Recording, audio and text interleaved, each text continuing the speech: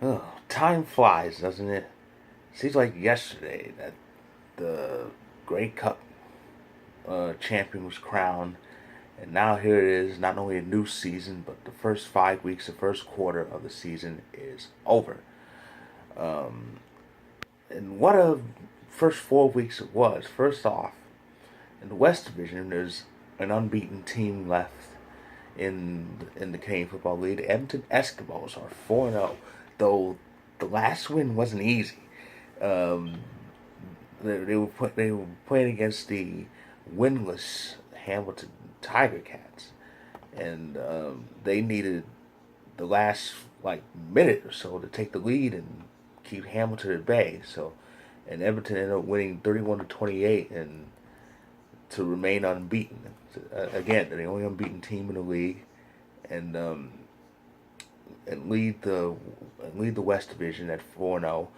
The BC Lions. Ooh, how about them? BC is 4-1. Their one loss came the first week of the season to Edmonton. They've won four straight since then, including a 3-0 record away from Vancouver. Isn't that something?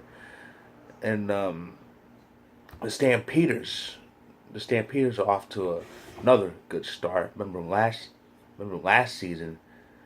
Um, Remember last season they had that long winning streak and ended up going 16, ended up going 15-1 last year en route to reaching the Grey Cup championship, and now they're 3-1-1, and they're 3-1-1, and of course Calgary's first game of the season was a Grey Cup rematch against Ottawa.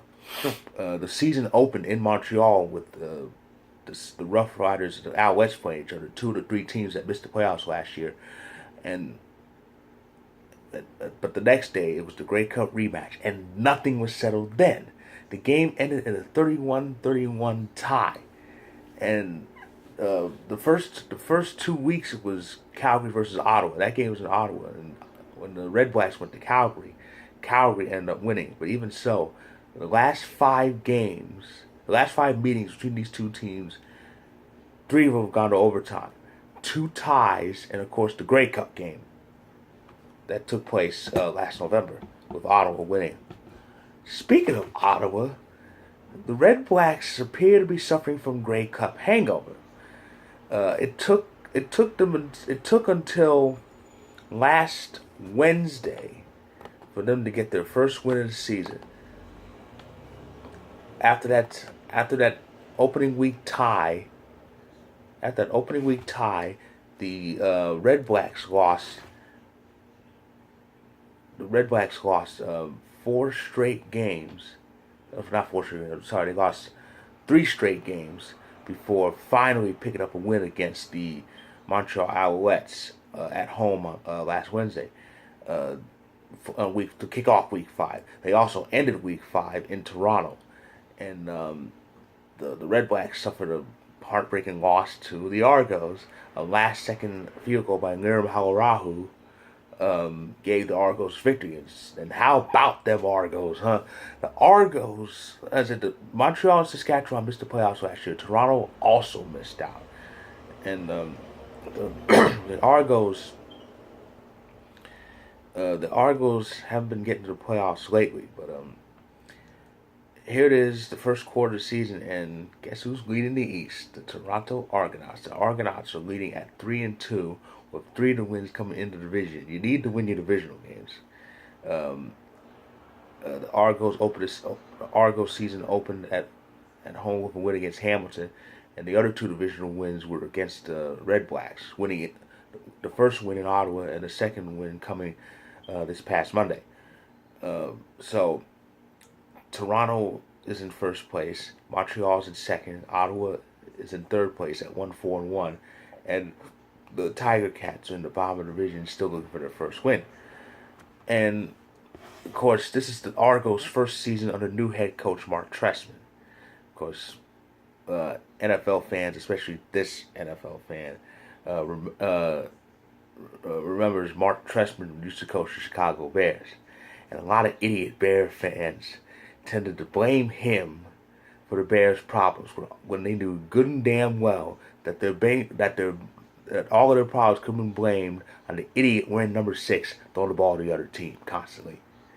So so not only do I hope we win, not only do I hope we win just so the Argos could be the best again, but I hope we win just so just so idiot Bears fans can see that Trestman was a good coach and and their problem was Jay Cutler.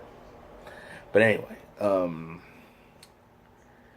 so that's what's going on. That's what's been going on in the first 5 weeks. It's been crazy. It's been crazy mayhem. Of course, Saskatchewan's playing in a new place, and they're 1-1 at home so far. The Rough Riders are the bottom of the West Division at 1-3, and the Winnipeg Blue Bombers are in fourth place in the West at 2-2. And of course, the Bombers made the playoffs last year, so they're looking to get back. But again, it's early. There's 5 weeks to go. There's 15 to go. It's the season basically just started. So, but it's been a very, very wild season. Of course, the Canadian Football League is always wild. I love the CFL. It's amazing. It's amazing. I love the way the sports played up there, and the first 5 weeks these games have been played to show how terrific the game has been. The game has been going. Like last Friday, you had a high-scoring shootout in Vancouver with the Lions winning 45-42 over the Winnipeg Blue Bombers. But yeah, so that's the madness. That is the madness. That is the first 5 weeks, and there's 15 more to go. So today it's 20 minutes. It's late. It's 20 minutes till 1 in the morning, and which means the second quarter of the season officially begins tonight. Uh, Kickoff in Winnipeg is at um, is at I think there's Central Time Zone, so 7:30 over 7:30 p.m. That's when the game starts over there. The Blue Bombers host the Montreal Alouettes, the second place Alouettes. But tomorrow, that's a big West Division game. Lions, Eskimos in Edmonton. You know the BC Lions are going to want payback for their one blemish so far this season. The first place Argos head to Regina to face the Rough Riders on Saturday, and of course the week ends in Calgary with the winless Tiger Cats looking to pick up their first win against the Stampeders. Ottawa has week 6 off because they played twice in week 5. So yeah, the second quarter of the season starts tonight, and the last game of the second quarter will be on Saturday, August 26th, also in Calgary. So by then, we should pretty much know who the contenders and the pretenders are. Now, when is Toronto's first bye week? That's not for a while. Toronto plays every week in the second quarter, so it's gonna be an amazing roller coaster. But Toronto's first crack at the Alouettes happens on August 11th. That's in Montreal. I sense there may be a tight division race between Toronto and Montreal, so it should be very, very interesting. So that's my review of the first quarter of the CFL season, and I'll be back in late August to recap the second quarter. So to you I say, fasten your proverbial seatbelts and enjoy the rest of this crazy Canadian Football League season. Until later.